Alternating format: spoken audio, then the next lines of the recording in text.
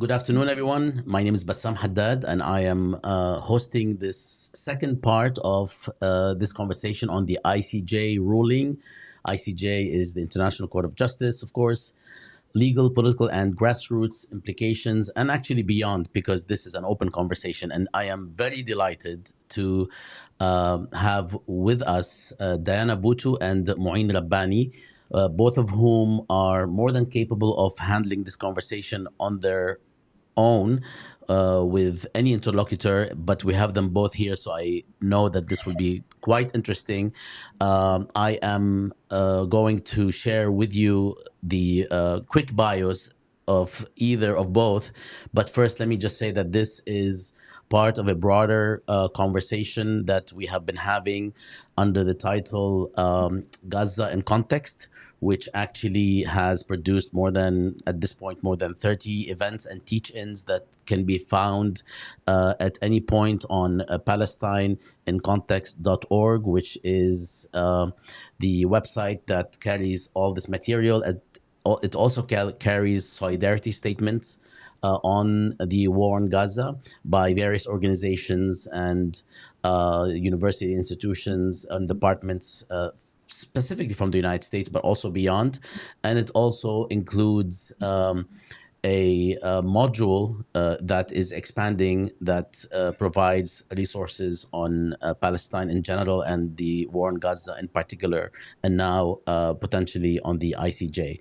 Thank you both for coming. I know that this is always a difficult time, so we will get right to it. Let me just say a few words about Diana Buttu, whom I am very much looking forward to conversing with, because Mouin and I, as many of you know, we've been in touch and conversing for quite a long time. So I'm really excited to speak with Diana as well.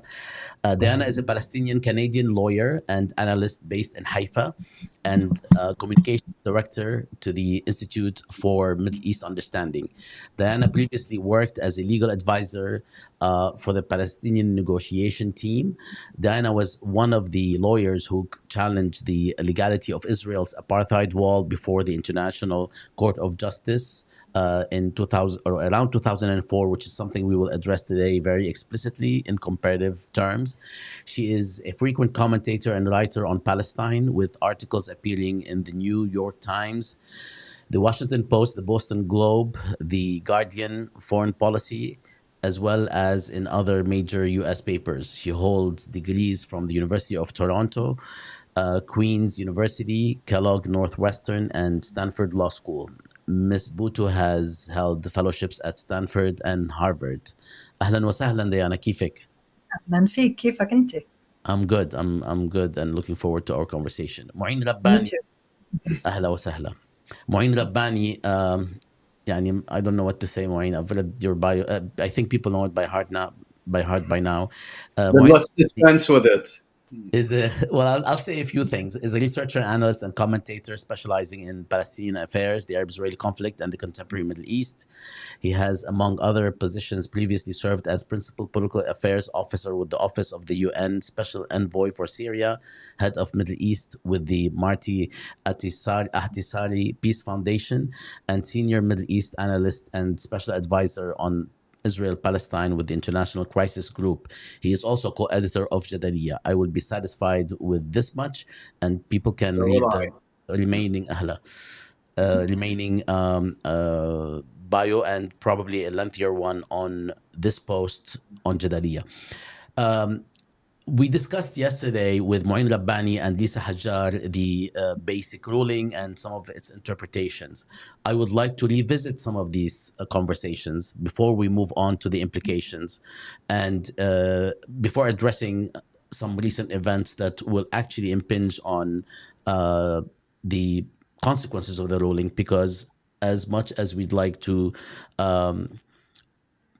believe that this ruling is an ICJ ruling that is binding, that is legal, that is impartial, a lot of politics Yeah. play a role.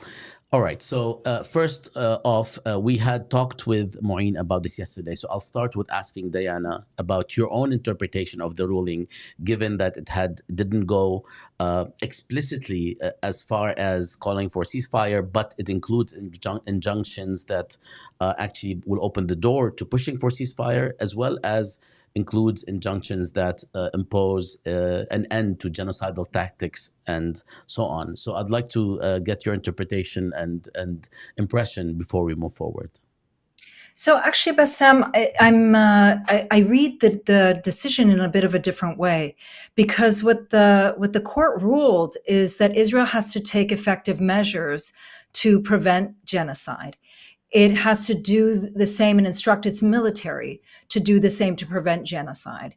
It needs to ensure immediate and if the immediate delivery of effective humanitarian aid. And then it goes on to talk about the genocidal statements. The first three parts of that decision, the only way that they can be implemented is if there is a ceasefire. And in fact, the portion of the UN Security Council statement that the court read out, if you read it further, they actually say the only way that this can be done is through an effective ceasefire. So it isn't that they fell short. It's actually the sum total is the demand for a ceasefire. And I think the reason that we didn't see those magic words, which I think people were expecting to see, is that this is not something that the courts order at this preliminary stage, particularly given that there isn't a finding of fact that there is genocide. So for me, when I look at the sum total and you see the change in tone that's coming from at least some parts of the world, they're reading it in the same way that I'm reading it, which is that the only way that these parts of the decision can truly be implemented is if there is a ceasefire. And so I wouldn't be surprised if we, from now on, begin to hear increased calls for a ceasefire. And this is, of course, why Israel tried to deflect and turn it into somehow that they won a legal victory, when in fact they were delivered a legal blow, the most decisive legal blow. You know, Israel now is in the same category of other rogue states. It's in the same category of other genocidal states, like Myanmar, like Cambodia, like Rwanda, like former Yugoslavia, and it knows it.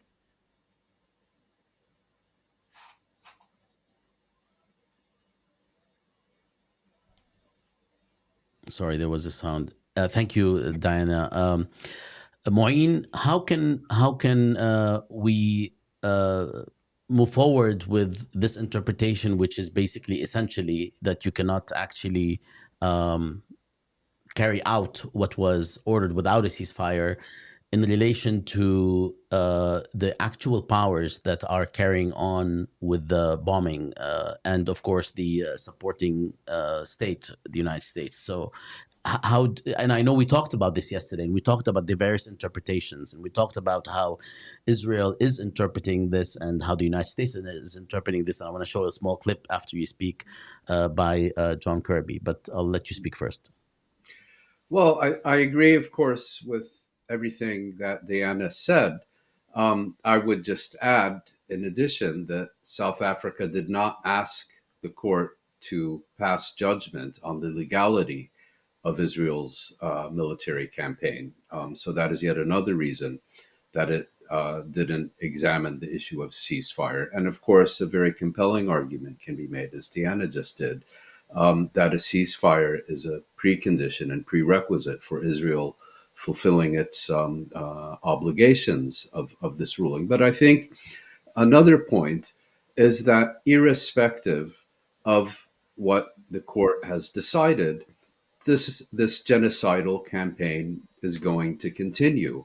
And therefore, I don't think we should be placing that much emphasis on what the court did and did not order Israel to do, as significant as it is. And I think we should be placing primary emphasis on the most important judgment by the court, which Diana referred to at the conclusion of her statement, which is that Israel is now in the dock for genocide, because the court, by an overwhelming majority, has found that South Africa presented a plausible case that Israel is a genocidal state. And therefore, there now needs to be a full hearing. And I think whether one looks at the ruling from a legal perspective, from a political perspective, from a moral perspective, that far exceeds any other measure that the court did take or could have taken. And in this sense, can we say, or can we address this idea that if, or had the court explicitly ordered a ceasefire in It the would have been sense, ignored. It would have been entirely ignored. And if I think the severity of the court's judgment yesterday can be gauged from the response of Israel's Western sponsors and allies. Within hours, they at least 7 of them severed funding to UNRWA in order to intensify hunger and famine in the Gaza Strip, which is another way, another message from the West to the international community. Oh, you think international law applies to us and not only to you? Well, just watch. I I would like to continue this conversation, and I would like us to talk a bit more about the implications that have somewhat been addressed here, notably the point of no return in terms of Israel's association with genocide and how this opens the door for a variety of legal, political, and grassroots processes. But let me just play a clip first by John Kirby in a conversation that took place yesterday, which also contextualizes the other part of this entire discussion, which is the question of relations of power and how that might impinge on what happens next on the ground as the killing continues, which it is. Kirby, I wanted to ask you about the lower court decision ordering Israel to prevent acts of genocide, but it stopped short of ordering a ceasefire. You have suggested multiple times that South Africa's claim does not really have merit. And I'm wondering, how does the U.S. repair relations with South Africa, which is a big voice for non-aligned countries in the global South? I don't believe that our disagreement over founding claim of the allegation causes any permanent damage to the bilateral relationship with South Africa. We just happen to disagree on that point. But we're also going to keep working on that relationship as we do many others. So you fundamentally believe the U.S., they claim that the U.S. is supporting a genocidal state. That is not going to impact relations with South Africa. I don't believe I heard that from South Africa. South Africa filed a case based on allegations that they believe genocide was being conducted by Israel in Gaza. I don't believe it was directed at us at all. We simply have said consistently we find that claim is unfounded. And you know the court also did not find Israel guilty of genocide. Any feedback? You don't have to, but This is, gosh, Bassam. This is one of those, there's this game that I used to watch growing up. And if you went to any fair, and it was the shell game where you had to, where the artist would sort of put a ball underneath 3 shells, and you would have to pick which shell it was under. And that's what this guy's doing. I mean, he knows very well that this wasn't a decision on the merits. He knows very well what the decision was. And he knows very well that South Africa really went out of its way when it came to this issue on Palestine and the weight that South Africa has. And to somehow dismiss it, as he has dismissed this genocide now for the past 114 days, is very, very telling. But it's also, it just shows you just how much of a circus act he really is at the end of the day. This isn't somebody who's genuine in his thinking. He's trying to win some sort of points with the media, hoping that they won't pry and that they won't question what exactly this ruling was about. And he might be right on some levels, but But those who actually know how to read and do read can certainly see through it. I think the scientific term is spin doctor. I mean, Yes. he's basically proclaiming the innocence of a suspect whose trial has not yet begun.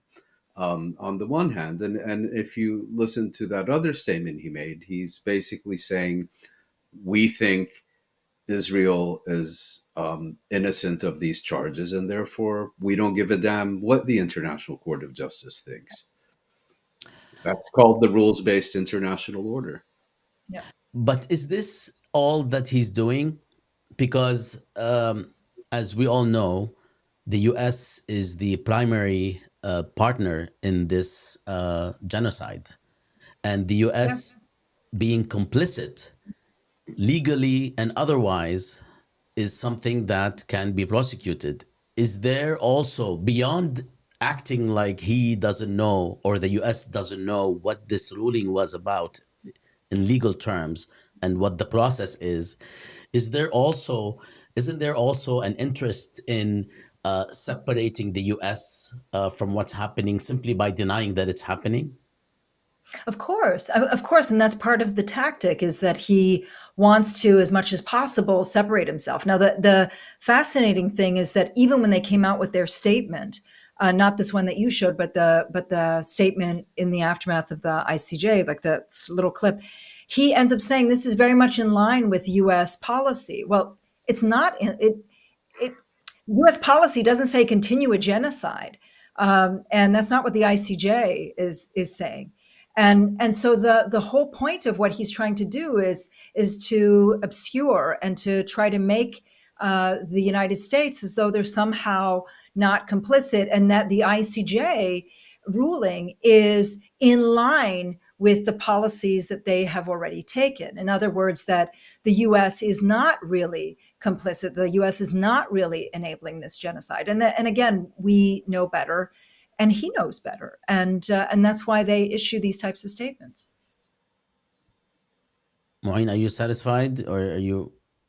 Yeah, I'm just not sure that I would agree with Deanna that he knows better. I mean, he's more or less consistently proven himself to be somewhat of an airhead.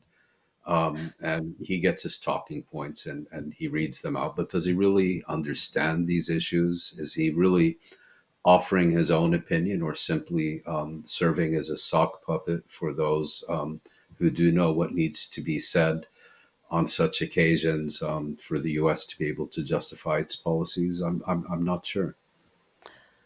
All right. I actually also I would like to talk more about this and about the interface with the media, and we actually discussed this at length with Saeed Aliqat, who poses these questions and has a lot to say about these talking points, where they come from, and how they manipulate reality and so on.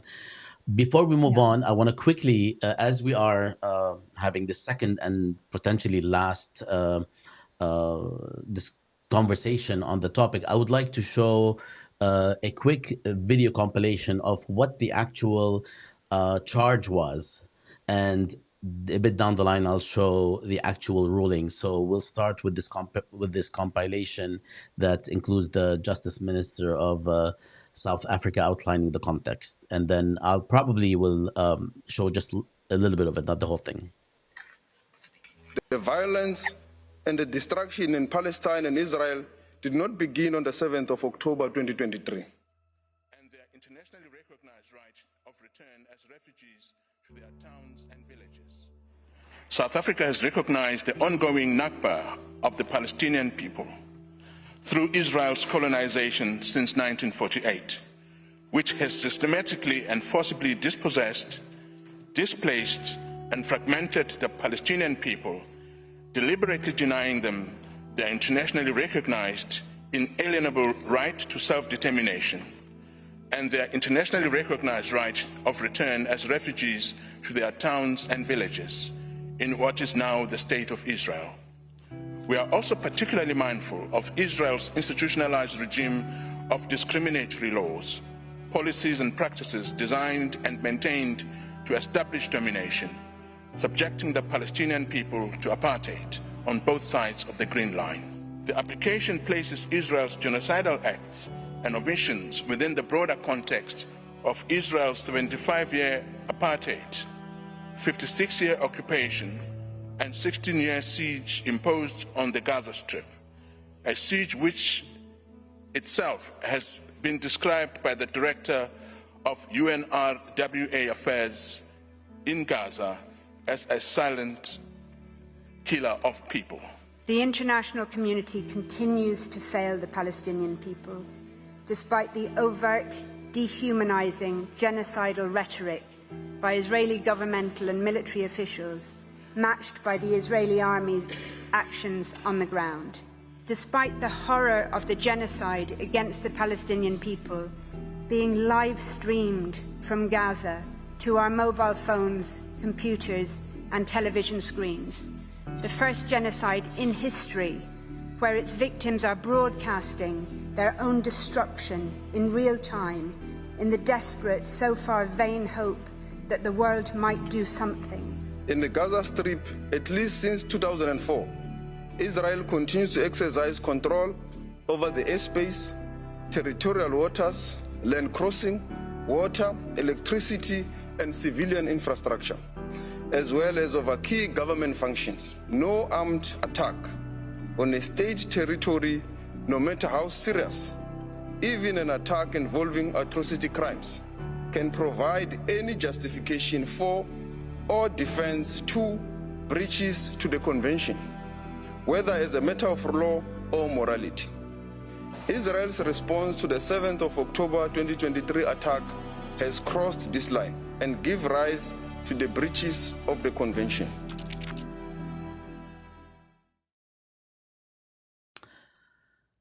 Unfortunately, so much of the first day of the charge was not broadcast on most mainstream corporate Western television networks in the West.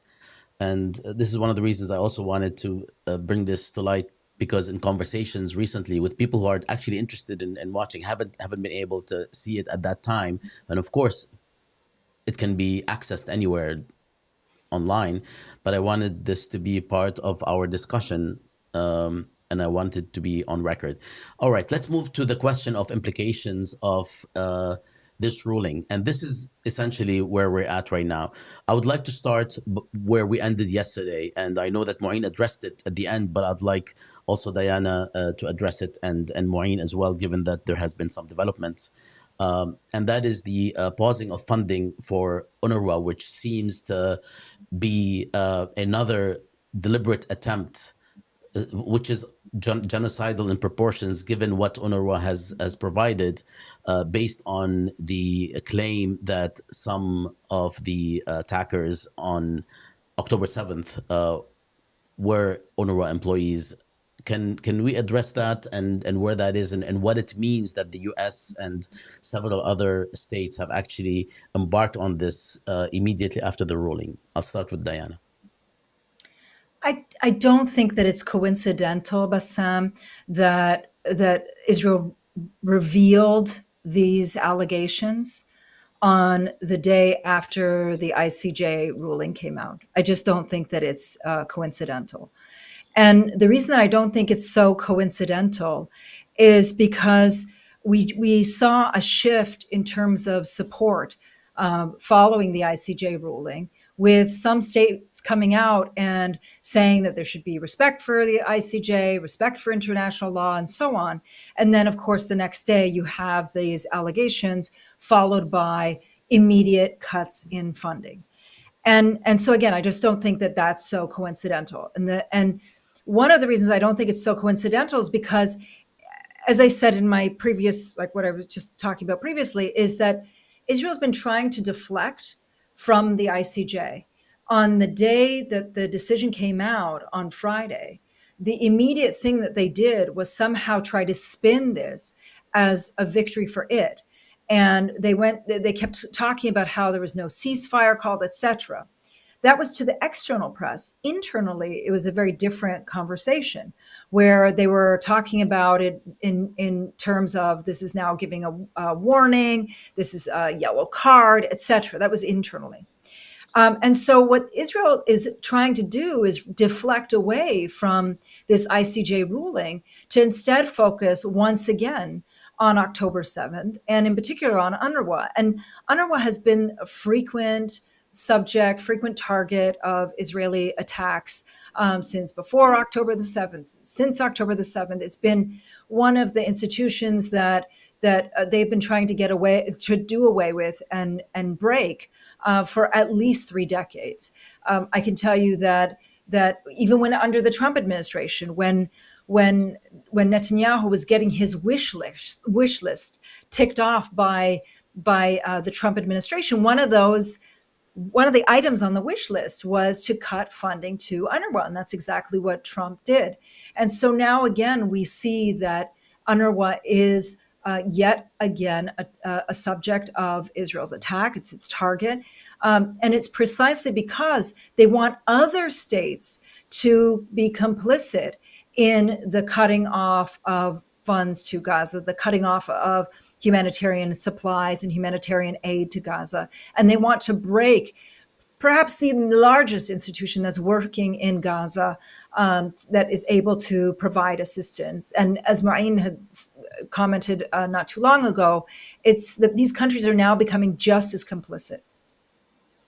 But can't we, 1 second, Mouin, and you can comment, both of you can comment on this, but can't we just go beyond the claim that it's not a coincidence, which obviously it's not, and address that it is very well, or could very well be, an actual consequence? Because it's not like this type of information, in quotation marks, has just surfaced right now. I mean, I'm also trying to address this as part of the consequences of this ruling in terms of what individuals, groups, states, and non-state actors are likely to do, those who support the state of Israel and those, of course, who support Palestinian liberation. And in that context, we can see this as one of the consequences, or maybe that's too straightforward. No, it is that straightforward. Yeah, exactly. I mean, I agree. Sorry, I'm just very quickly. No, it's not just to say that I'm saying that it's not a coincidence, meaning meaning that there's a reason that they came out on a Saturday revealing these specific allegations, which I'm certain they've had for quite some time. Exactly. This is not something that that just suddenly came to light. I'm sure they had this for a long time. The point of it was to try to undermine the ICJ decision. And the point of it is to make other countries just as complicit in carrying out this genocide. And deflect. Deflect, and to make it so that if this genocide when this genocide continues, because it will, that there's really no real means of providing effective aid. That all of these other countries have stood alongside Israel. The whole point is to try to change the nature of the discussion, to change the nature of the discussion to be all about what happened on October 7th, and in the aftermath as being some large Palestinian conspiracy against Israel. Yeah. If I could make 3 points. First, this may be a function of different time zones, but from where I'm sitting, the Israeli allegations and the UNRWA statement in response actually came out on the same day as the ICJ ruling, if I'm not mistaken. But I could be wrong on that one. The second point is that these concerted attacks on UNRWA, going back really decades, and which have reached the level of hysteria in Israel to a certain extent, but particularly in the United States, the real object of these attacks is not UNRWA or solely UNRWA.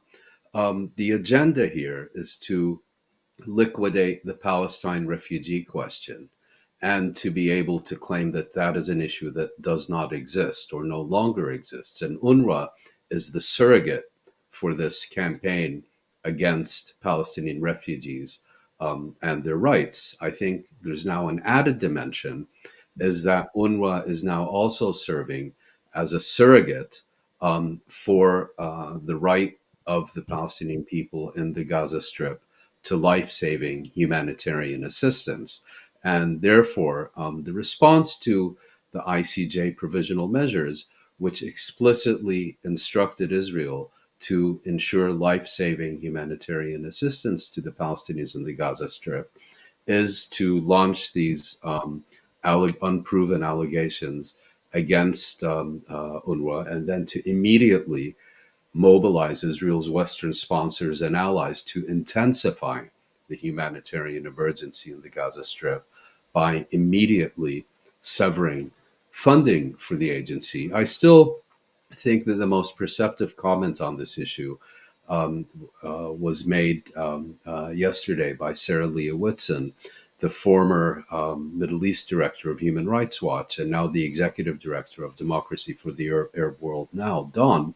And she pointed out that it took U.S. Secretary of State Antony Blinken literally seconds to respond to these Israeli allegations and immediately sever funding to UNRWA, whereas his response to the court's decision by an overwhelming majority that South Africa presented a plausible case for genocide, let alone the mass killings that have been taking place in the Gaza Strip since October 7th, has been to look the other way and say nothing to see here, and even more so to continue arms supplies and diplomatic support to Israel, without which this genocidal assault could not be taking place. So kind of, if you look at how the U.S. has responded to these two issues, it is here.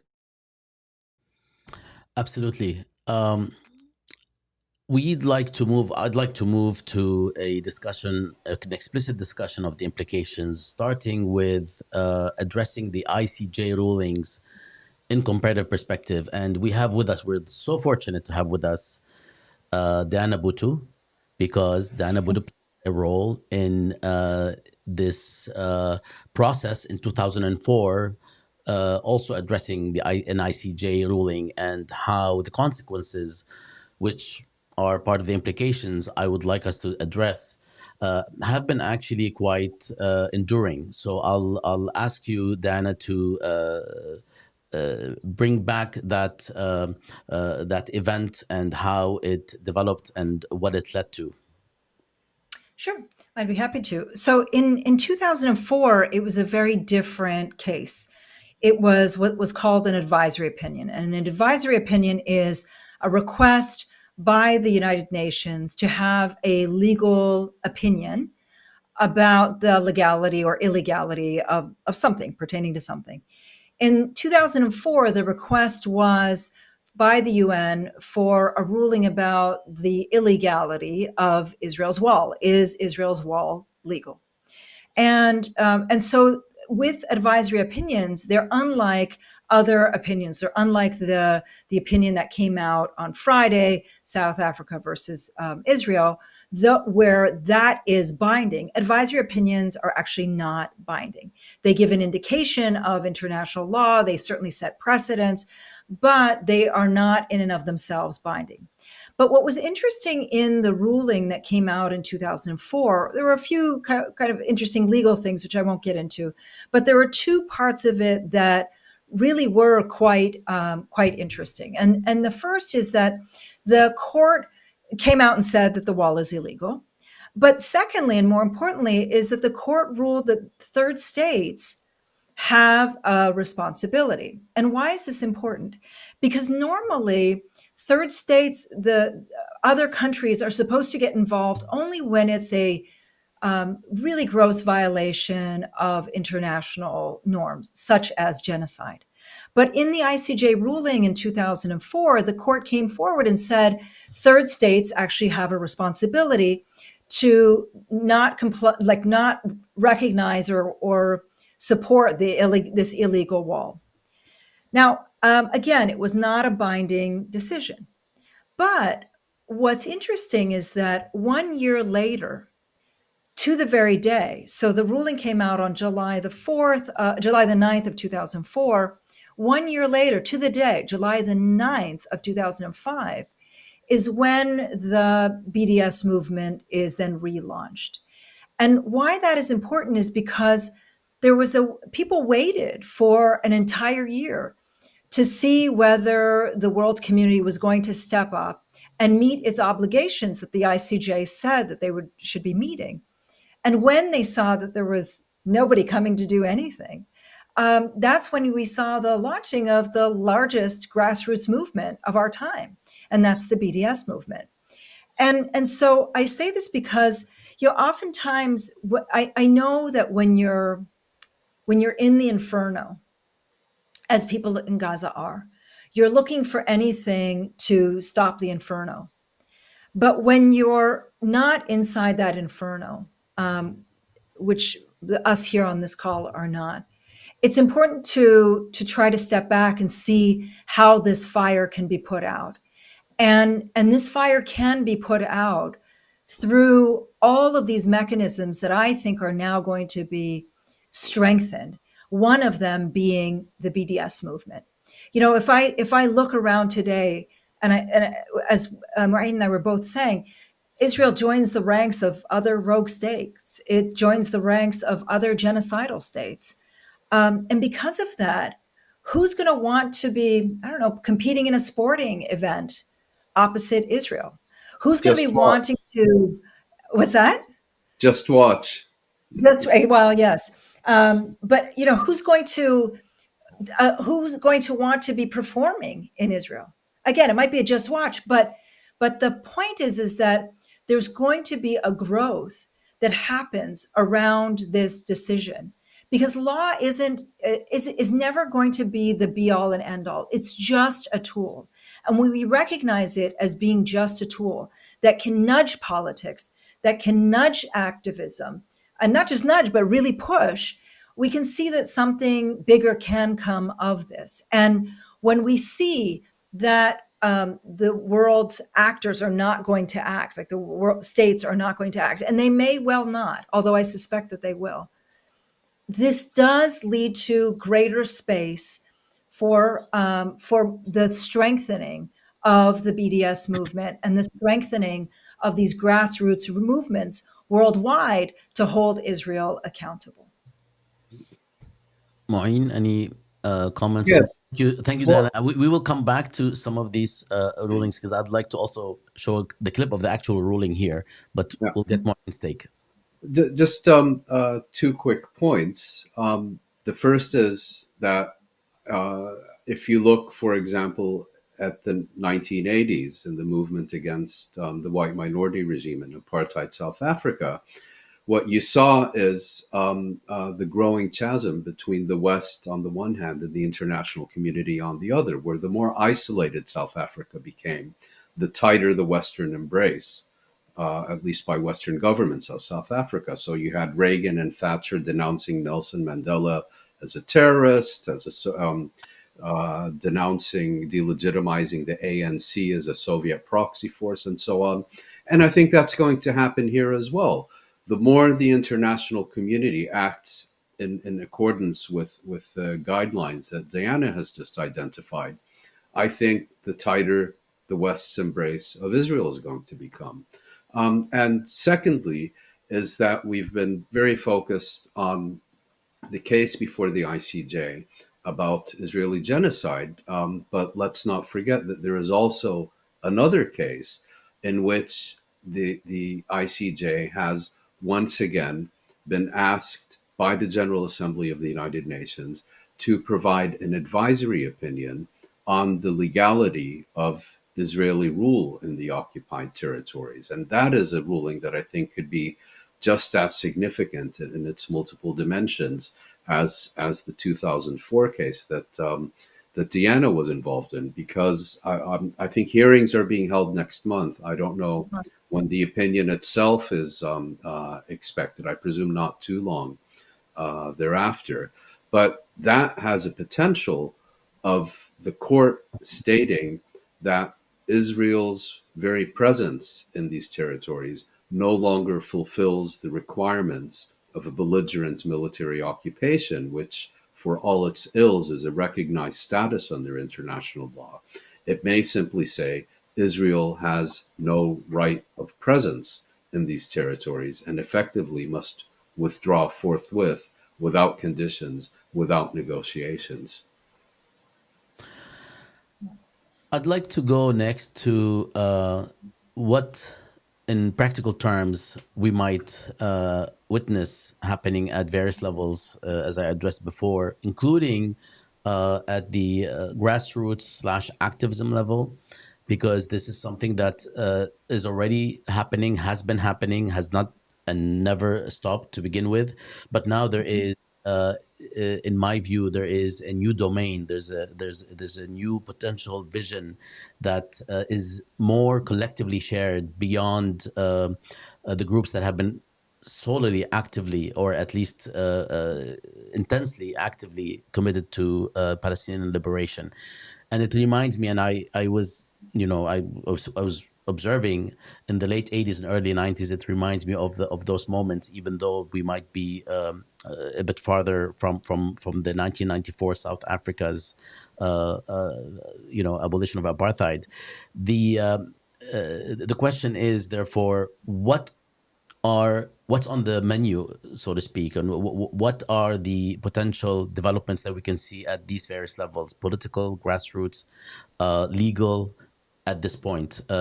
And I am not holding my breath to see what Arab states are likely to do. In fact, they have so far been quite silent, if not sort of entirely reserved in terms of how to process what just happened. But before you answer, I'm going to give you part of a break by just watching the a quick version of the ruling by the judge on Friday. So we'll watch that, and then I'll give you the floor.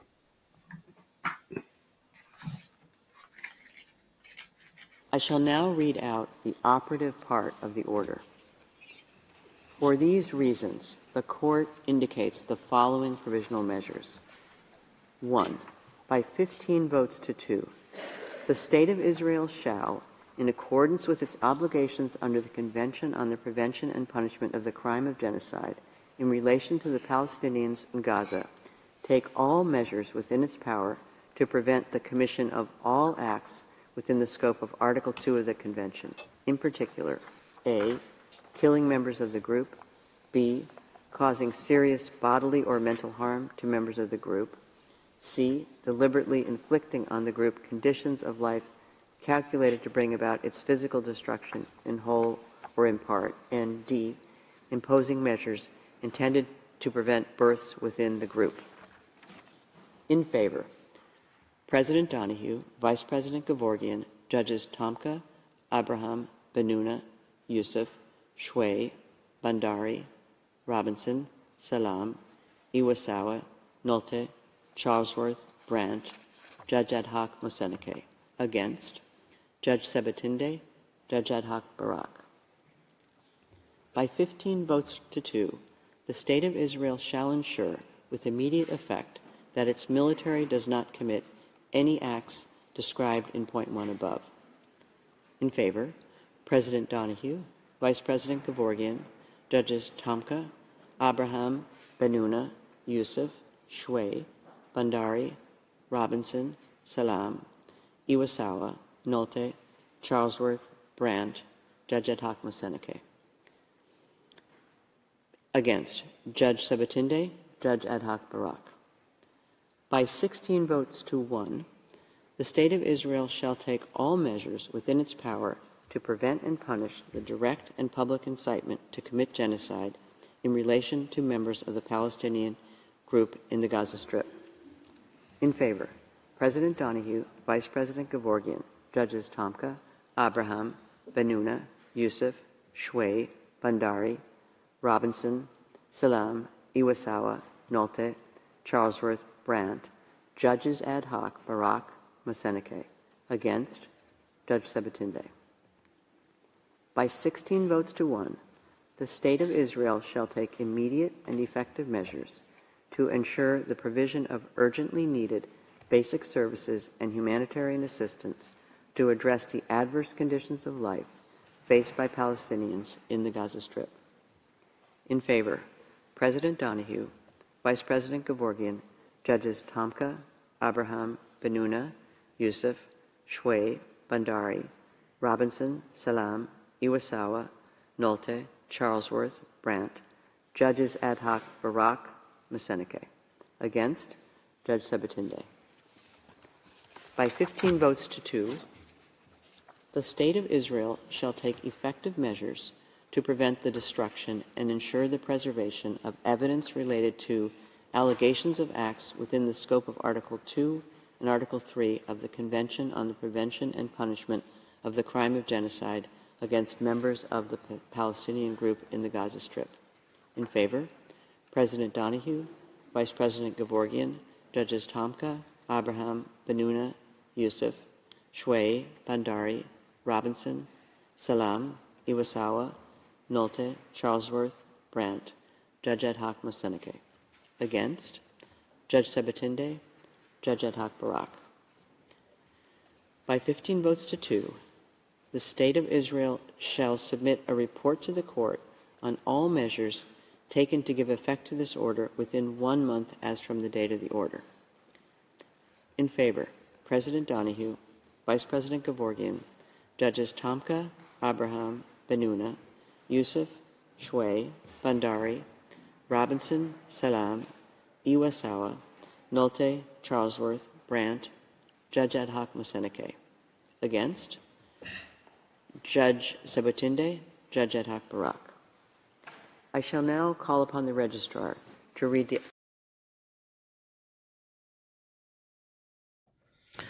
All right. Any final comments before we move to the rest of the discussion on the actual ruling? Well, I'd just like to repeat something Diana stated earlier, which is that this is really a tool, and it's up to others who are committed to justice and who are committed to Palestinian rights to now make the best use of these rulings, because not only does the ICJ not have enforcement powers, these orders are not self-implementing. And we've seen very clearly that Israel's Western sponsors and allies will do everything within their power to ensure that these orders never see the light of day. So it will be up to not only the international community, but also of people of conscience everywhere to ensure that something comes of this. And the other point is that I think their task has been made somewhat easier, because people who now condemn Israeli human rights violations, who condemn Israeli war crimes, who condemn Israeli crimes against humanity, and now also Israel's genocidal assaults against the Palestinian people, it will be much more difficult to write them off as radical extremists, as anti-Semites, whatever that term means these days, or to seek to dismiss and delegitimize and demonize them. People who now make such assertions about Israeli policy and Israeli conduct will be taken much more seriously. Diana, في عندك شيء? Yeah, the only thing I wanted to add, Bassam, is that, again, because it's a tool, and because, as Ryan said, it's not self-executing, this is now the time where we have to really redouble our efforts. And so where can we redouble our efforts? First is, as somebody in Palestine, it's been very heartwarming to see the protests that have been all around the world in support of Palestine, demanding an end to this genocide. When you live here, you can feel very much as though you're living behind a wall, that you're really isolated, separated, that people don't see or feel what you're going through. And so the protests have been incredible. and obviously have to continue, and I think will continue in the aftermath of this ICJ decision. There's other things, though, too, that we can and should be doing.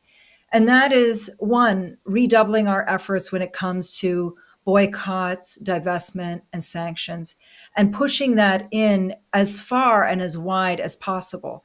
Now, I know in the United States and other places, this is difficult because of the attempts to criminalize it, or the attempts to get rid of the ability to boycott.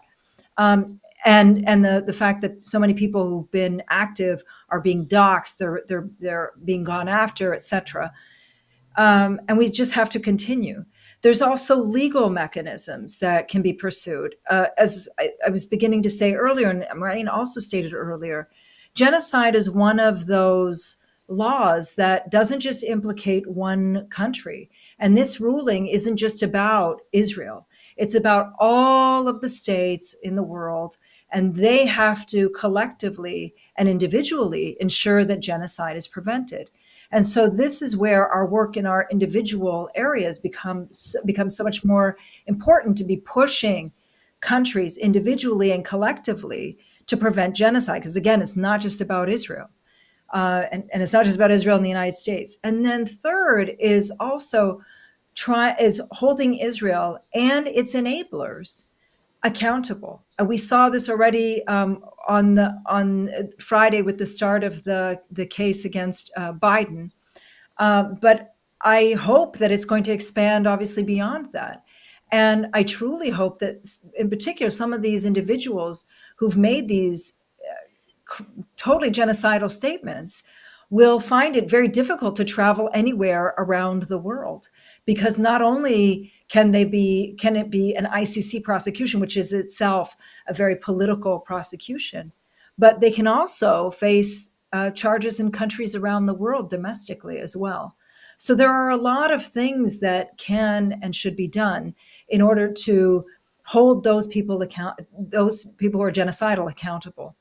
But mostly, first and foremost, it's the work to ensure that this genocide ends, to support Palestinians in Gaza, to not take our eyes off the ball, and then, of course, everything else to hold Israel to account, and the United States and even beyond.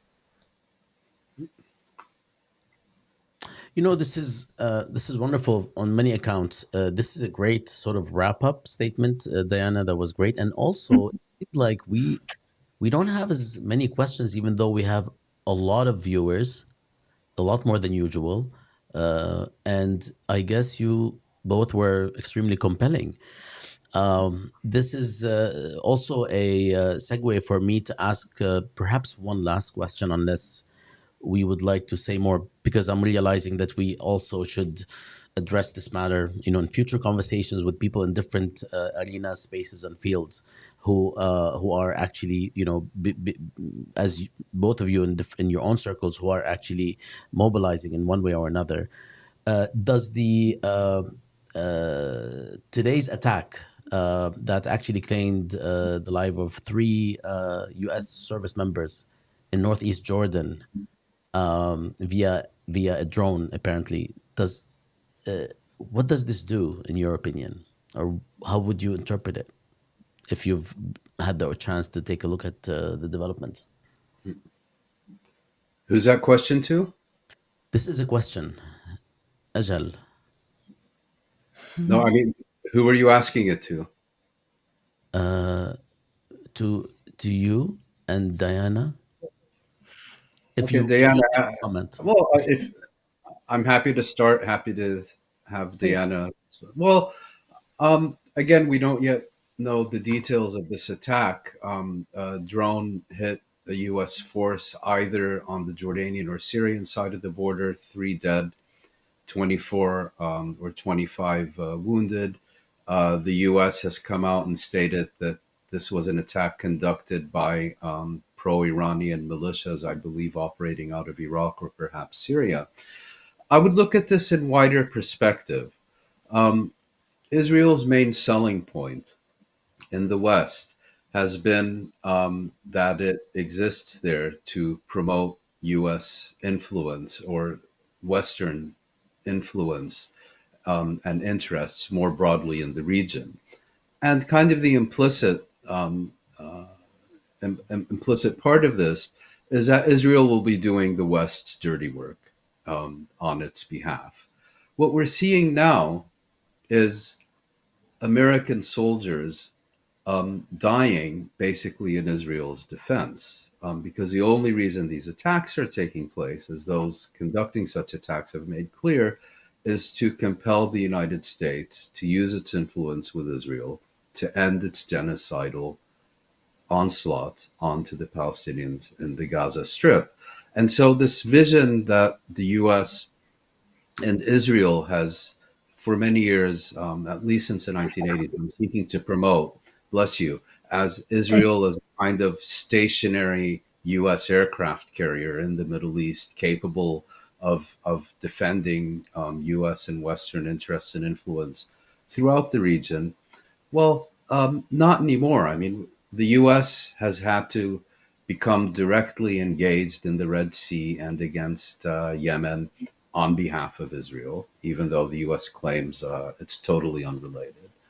The US has been repeatedly attacked in Iraq and Syria, taking one for the team, if you will. You know, they used to sell T-shirts in the old city of Jerusalem with a. I'm sure, Diana, these will be familiar to you. You know, with a picture of an Israeli Air Force plane and the slogan, "Don't worry, America, Israel is behind you." I suspect they're not going to be selling as well in future as they have been in the past. You know, part of this, we've said this for a long time, and Ryan and I have been on many interviews together. You have to think back in history, and as he said, its main selling point is that it's somehow serving U.S. interests, and I just don't see it. I see it on the one level of trying to ensure that there's no self-determination in the Arab world, but on the other hand, it's the U.S. has had to come to Israel's rescue more than once. And it's when this began, the first country that Israel turned to was the United States, and the United States committed not only money and weaponry, but troops as well. We're in a this is not just an Israeli attack on Gaza. It's an Israeli and American attack on Gaza. And it's going to play out like that.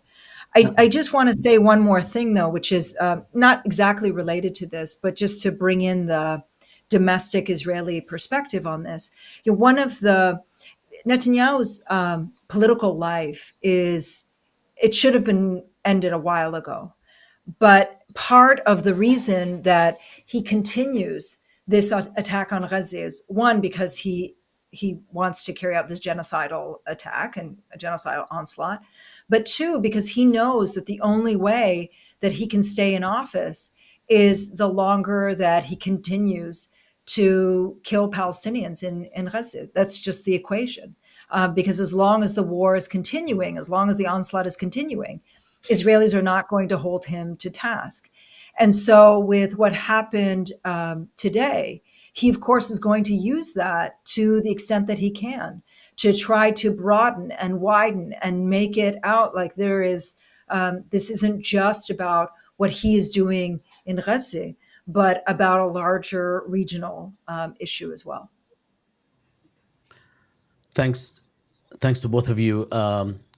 I would like us to wrap up because we seem to have covered the basics, and I don't want to take up a lot more of your time. I know also it's a little late for you in Haifa, Diana.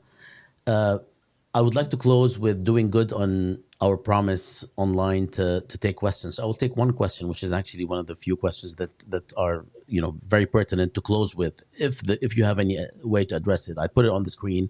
What specific actions can be adopted by organizations given the ICJ ruling? This is a very open-ended question.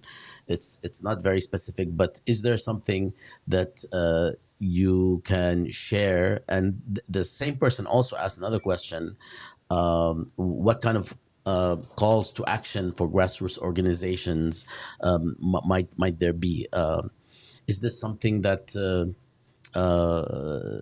people, laypersons, interested in contributing effort to furthering Palestinian liberation, what can they do at the personal level, and what can organizations do? Well, sorry, I think it's as I suggested previously. I think it's now much more easier for those who are committed to justice and to Palestinian rights to become a legitimate part of the discussion and the debate. And here I'm speaking primarily of the Western countries rather than the international community. This judgment can be used to counter the institutionalized delegitimization, defamation, demonization of those who promote Palestinian rights. I think the Defamation League and Jonathan Greenblatt are going to have a harder time. And so I think this ruling can be used by such people and organizations to assert themselves more prominently into debate and discussion on this issue. Second of all, I think it can and should be used to pressure political parties, political representatives, governments, and intergovernmental organizations of which their governments may be a part, to explicitly proclaim their respect for and adherence to such rulings. Because, as I said earlier, there may be another very significant one coming out of the pipeline fairly soon. And so, you know, to point, and also to perhaps do a little homework and study the inconsistencies and discrepancies and hypocrisies between how their representatives in governments and international organizations respond to violations of international humanitarian law and the laws of war and the Genocide Convention when the issue concerns Myanmar or Ukraine, as is now going on, versus their entirely dismissive and rabid attacks on those seeking to promote the application of the exact same principles in the case of Palestine and the Gaza Strip. Bassam, I just wanted to add a few things. So, one of the things that Israel wants is it wants to be treated and viewed as being like a normal Western democracy, right? Like they want that stamp. And there's nothing normal about this place. And there's definitely nothing democratic about this country as being Israel. And so one of the things that has really hurt Israel the most over the course of the past 2 decades or nearly 2 decades is the BDS movement. And that's why they've invested so much money in trying to get rid of the BDS movement, whether it was investing money in trying to malign individuals, investing money in setting up entire ministries devoted to it, investing money to try to get it legislated out, investing money to try to make sure that it's criminalized in some places. They've invested a lot of money because that's the area that really, in many ways, hurts them the most, is to have this stain on them that looks as though they're not normal, because it's not a normal country. And so now, in the aftermath of this ruling, I think that we can not only expand, but also start focusing on changing some of our targets, the targets that in the past were difficult to come by, the major corporate targets. We might have a better shot at them this time around, just in the same way that the boycott movement worked in South Africa during the apartheid era. So I think that that's one area where organizations really can and should be focusing on, is not just in terms of government, and I've already talked about what can be done on that side, but also in terms of making sure that Israel is ostracized in all ways that are social as well, whether it's corporations, whether it's sporting events, whether it's musical events. And, I still never understood why they're in Eurovision, because they really truly suck. But all of those avenues are, I think, genuine avenues that can and should be pursued now, and where I do think that there will be a lot more success. But I do want to say, first and foremost, our effort must be on making sure that this onslaught stops. And that means working to tie the ICJ ruling with the call for a ceasefire. I'm not such a fan of that word, but with the call for an end to the onslaught, and tying those things together and pushing for an end to that, at least on a government level, and then holding Israel accountable and ostracizing it.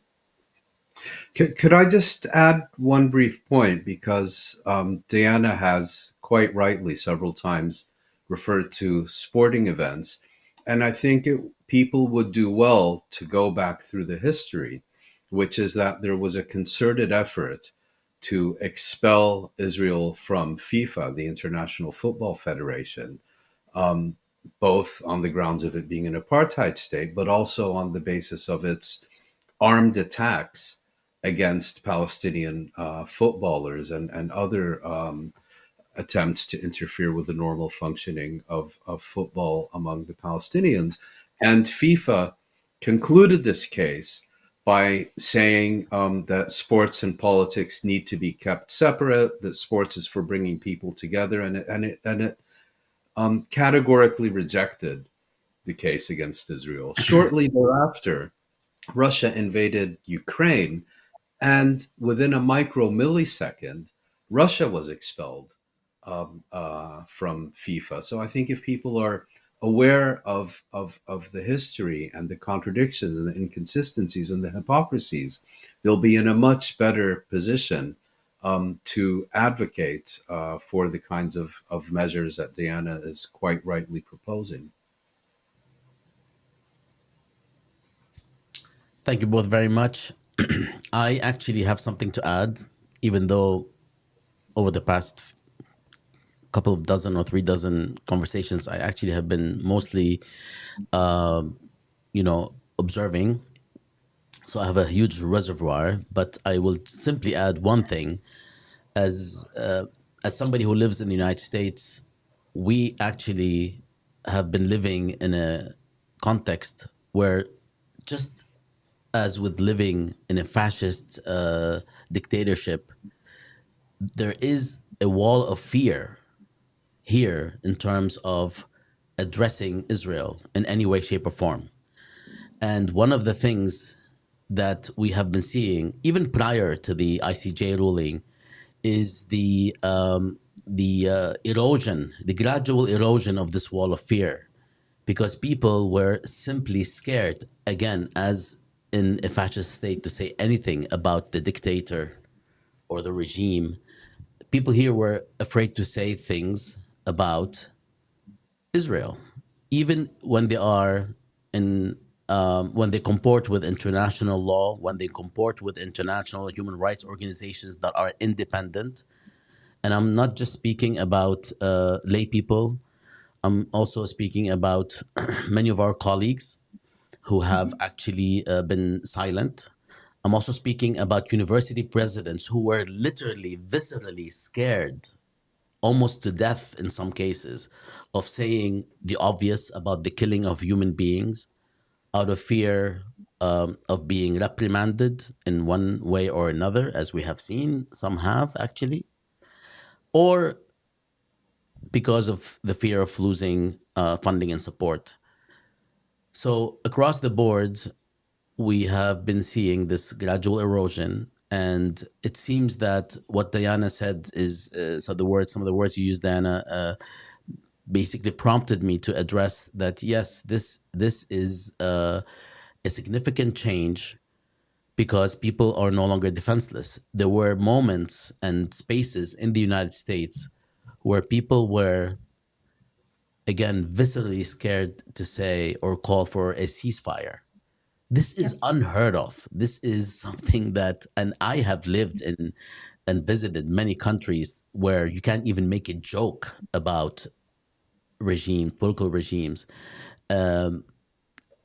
So this is reminiscent of those contexts and the sheer fear that people live in before they would say anything critical of things like collective punishment, racism, apartheid, ethnic cleansing, systematic dispossession, and then now outright killing on video. So I think that in and of itself also responds to the person who asked the question: what can also individuals do at the grassroots level? This is something that is encouraging, and that is not to take away from all of the remarkable action and efforts of so many groups and individuals at the grassroots level that we have been witnessing in the United States, which is also, in my view, historic. And I've been witnessing these developments and protests since 87, 88, since the first Intifada, actually. And we have never seen anything like this. And it's important to address and emphasize that it's not just something that is taking place in communities that have been the sort of quote unquote the natural supporters of Palestinian liberation, Palestinians or Arabs and so on, but also many people here in the United States that are not connected in any way, shape, or form in terms of nationality or otherwise, as well as JVP, Jewish Voices for Peace, who have been leading the charge in grand acts of, I would call, resistance and protest that have actually encouraged and opened the door for more people who are on the fence to speak out. And this, I think, will be a potential tectonic shift in doing this. So that's what I have to say in terms of some of these potential consequences in places like the United States, and I would assume places like Germany, where it's also been extremely regressive in this regard. Yeah, thank you so much. Thank you. I would like Thank to you both. close. Thank you both. I'd like to close by asking you if you have any last words, and then I promise you I will release you. Diana, we would love to have you back. I would love to come back. Yes, and Mouin, not so much. Mouin has been a monument in our coverage and the production of knowledge and analysis on this matter. So, unending gratitude to Mouin and to his indefatigable self. And Diana, thank you so much for your contributions and expertise, and this comparative case that you addressed is very important. I know that a lot of people appreciated having that perspective from 2004, and we will continue addressing these matters in the most critical and I'm hoping productive ways. Shukran. Thanks everyone, and thanks to everybody watching. Thank you. Thank you. Oh, one more thing. Tomorrow, Monday at 1 p.m., we are actually hosting another event here on Gaza and Context with Professor Osama Maqdisi under the title Colonial Zionism and the Shattering of an Age of Coexistence, which refers to his recent book, The Age of Coexistence. But the title also speaks to or makes a commentary on that title as well. And we urge you to join us also here on YouTube /Jadaliya. And we'll be continuing our efforts. Shukran jami'an. Thanks to all. Salam. Thank you. Thank you.